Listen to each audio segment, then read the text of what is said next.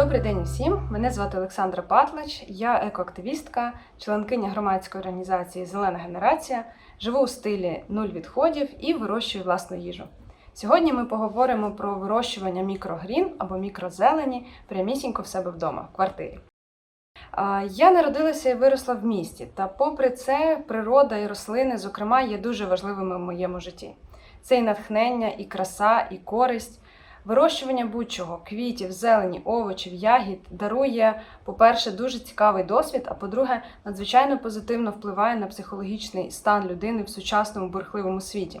Про це навіть свідчать останні дослідження, ви можете пошукати інформацію про це, є дуже багато цікавих джерел.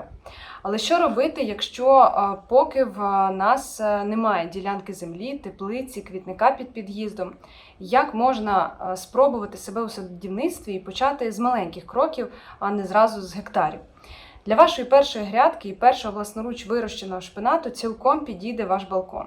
Кухонне підвіконня чи сонячна лоджія теж цілком підходять. А почати вирощування можна саме з мікрогріну. Мікрогрін – це стебло рослини із першими листочками та корінцем, яке щойно з'явилося із насінини, і висота цієї рослинки до 4-5 см. Вперше про мікрогрін заговорили в контексті високої кухні, коли шеф-кухарі каліфорнійських ресторанів ще наприкінці 80-х почали використовувати мікрогрін для прикраси своїх страв. Тепер же мікрогрін – це вже більше про здоровий спосіб життя, надзвичайну користь. Вирощування паростків вже стало бізнесом для багатьох фермерів і навіть стартаперів.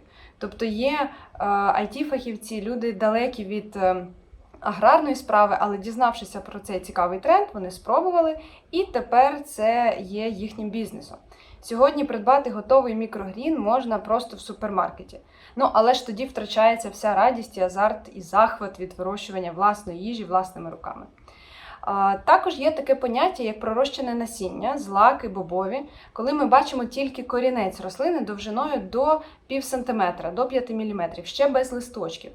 Технологія пророщування насіння відрізняється від вирощування мікрогріну, бо для пророщування насіння його замочують у воді орієнтовно на добу або й на кілька діб, залежно від того, що саме ми пророщуємо.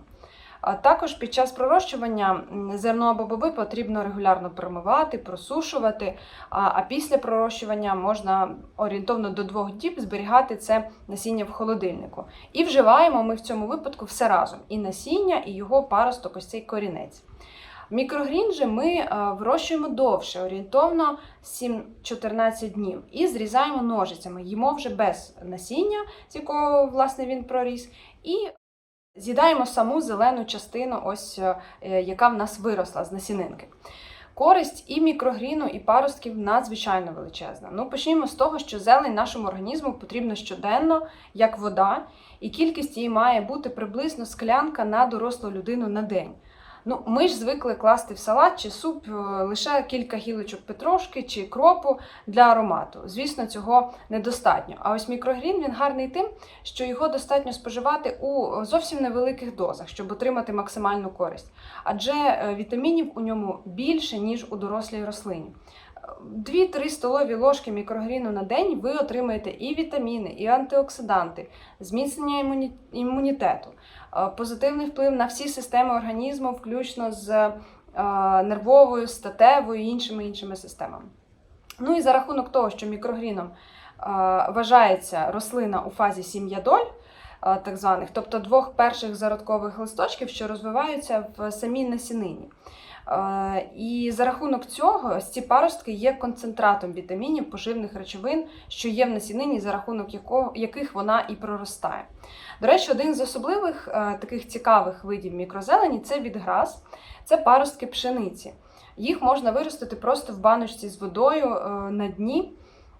Початок історії цього виду мікрогріну відгразу тягнеться ще до стародавнього Єгипту, налічує понад 5000 років. Стародавні єгиптяни, вони вважали, що молоді паростки пшениці є священними, цінували їх надзвичайно цілющий вплив на здоров'я людини і на життєву силу. А уже в У 20 столітті, орієнтовно в 1930-х роках, почалося активне споживання відграсу в західному світі. Це сталося в результаті експериментів американського хіміка-аграрія Чарльза Шнабеля. Він використовував ці приростки пшениці, щоб спробувати врятувати хворих курей. І після експерименту кури не тільки одужали, а й знесли більше яєць із більшою швидкістю, ніж здорові кури. Ну і зараз відграз частіше вже вживають у вигляді смузів, коктейлів, а зверху вже прикрашають ось тим мікрогріном, до якого ми будемо прагнути. Ну, що ж потрібно нам для вирощування мікрогріну? Перш за все, звісно, визначитися, що ми будемо вирощувати. Підходить насіння більшості зелені та овочів, зокрема і буряка, соняшника, цибулі, гороху, редиски, капусти, крес-салату, руколи, шпинату, петрушки, кінзи, гірчиці, льону. Тут ставимо 3 крапки. Всі ці паростки вони матимуть свій особливий насичений смак, аромат, тому треба пробувати, смакувати, експериментувати. Окрім головного насіння, для мікрогріну потрібен ще й контейнер, субстрат і, звісно, вода.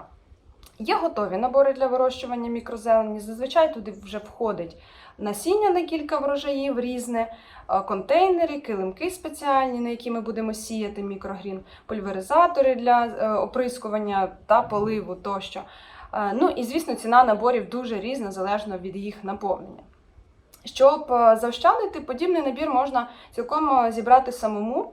Насіння, скажімо, придбати на вагу в інтернеті, або на заходах про садівництво, або на насінневих ярмарках.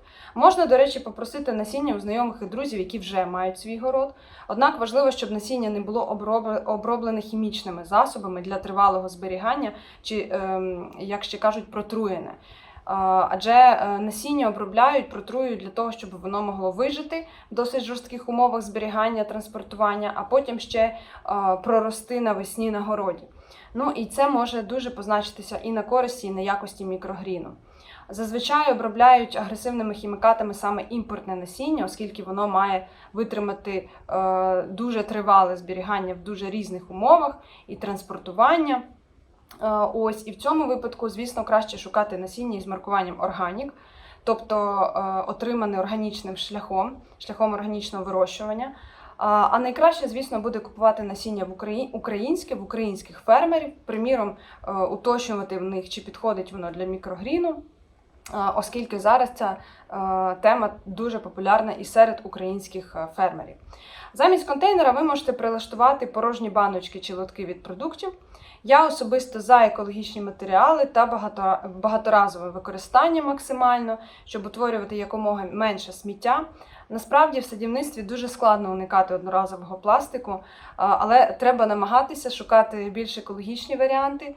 Тому це може бути глиняний чи скляний лоток. Він має бути не дуже глибокий, щоб вам було зручно з ним працювати.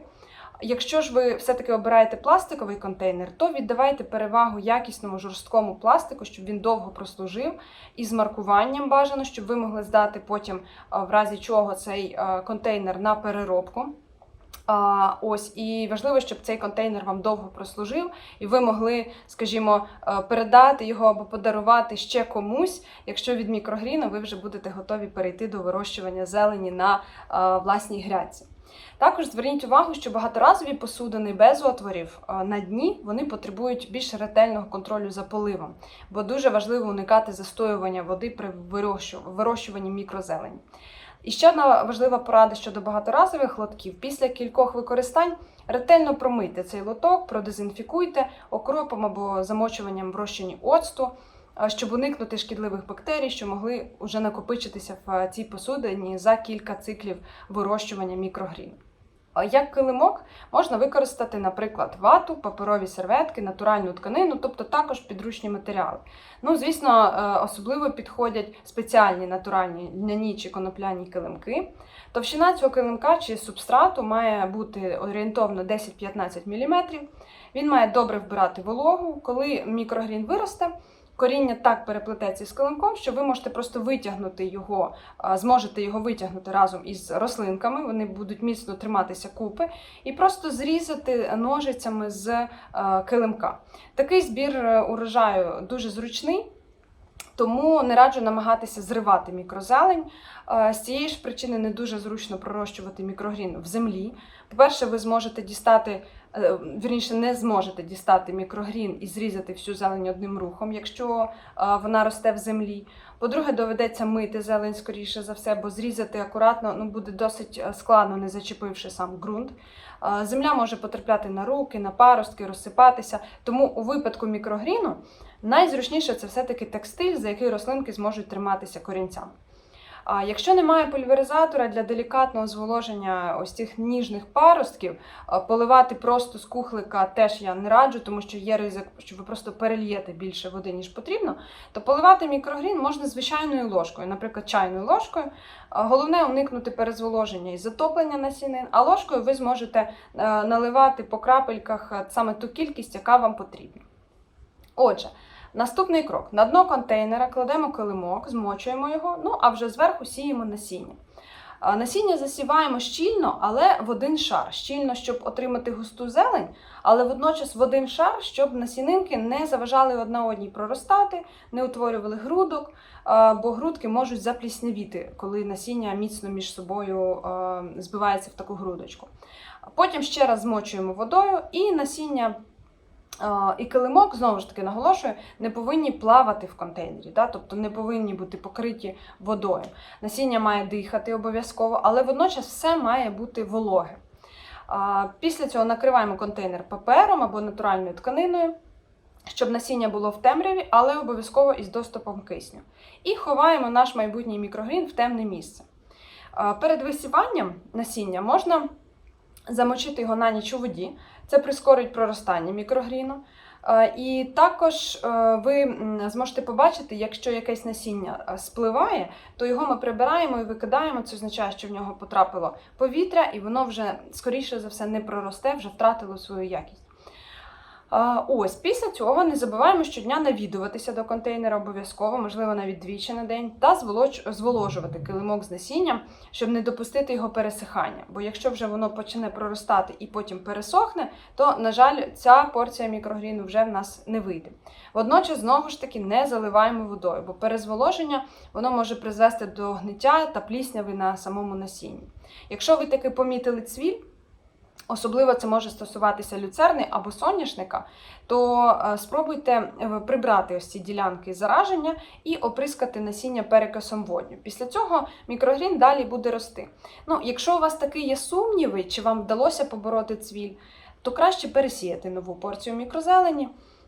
Ось, і, до речі, цікаво, що деякі рослини мають такі ворсисті корінці, які можна сплутати з цвіллю, тому не сплутайте. Коли ви побачите, що з насіння почало прокльовуватися вже паростки, тоді виставляємо контейнер на світло, але уникаємо сонячних променів. Сонце може знову ж пересушити насіння, а крім того, для фотосинтезу воно ще рослині не потрібно, бо мікрогрін виростає за рахунок поживних речовин в самій насінині, а не за рахунок тих речовин, які вже отримує доросліша рослина з довкілля, з навколишнього середовища. Тому помірного освітлення, зволоження і, головне, сталої теплої температури буде цілком досить. До речі, оптимальна температура для вирощування мікрогріну – це ось від 19 до 25 градусів тепла. Ось, ще одне явище, яке ви можете помітити, це неоднакова висота паростків. По центру, наприклад, часто зелень нижча, ніж біля країв. Якщо таке сталося, то треба спробувати перевірити два чинники. Чи однакова товщина килимка по всій площі контейнера.